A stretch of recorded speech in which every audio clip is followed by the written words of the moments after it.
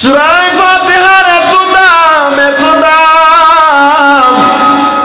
বর্ণনা করে শেষ করা যাবে না। আল্লাহ নবী জানা দেয়, বাচ্চা কান্না করে, অস্বাভাবিক কান্না করে, কান্না থামে না, রোগ ব্যাধি যায় না। তুমি একটা পেয়ালার মধ্যে পানি নাও, ওই পানির মধ্যে ফু দাও, 7 বার সূরা ফাতিহা পড়ে দম দাও, এরপরে বাচ্চাকে পানিটা খাওয়া দাও, এই পানি আবার ঘরের মধ্যে ছিটা দাও।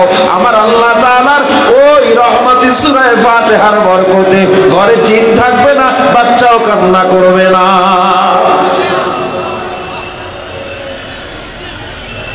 সূরা ফাতিহার দাম আছে না নাই? জোরে বলেন আছে না নাই?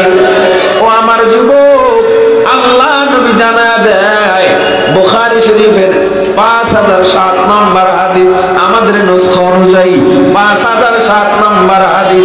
আল্লাহ নবী একদল সাহাবী একটা গ্রামে গেলেন দ্বীনের দাওয়াতের জন্য। যাওয়ার পর গিয়া দেখে ওই এলাকার নেতা বড় অসুস্থ। এই নেতারে কেমনে সুস্থ করবে? একজন সাহাবী তারে জার ফুক দিল।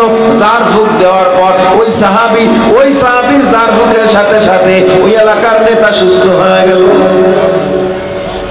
সুস্থ এমন খুশি হয়েছে, 30টা বকরি হাদিয়া দিয়ে দিয়েছে। কয়টা? সাহাবায়ে কেরাম টেনশনে পড়ে গেল, কেমনে আমরা এই বকরি খাবো? না, আল্লাহ নবীর জিজ্ঞাসা করা ছাড়া বকরি খাওয়া যাবে না, কারণ জার ফুক দিয়া টাকা খাওয়া হারাম না হালাল।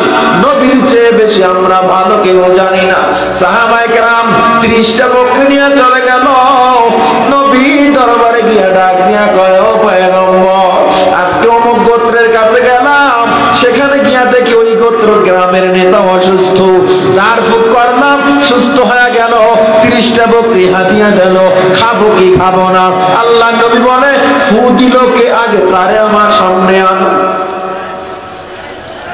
যে ফু দিছে তারে সামনে আনা হয়। আল্লাহ নবী ডাক দিয়ে কয়, ও সাহাবা, তুমি ফু দিছো? বলে, কি পয়লা দিছো? কয়, নবী আমার, আমি সূরা ফাতিহা পয়লা তারে জার ফুক দিছি। সুবহানাল্লাহ।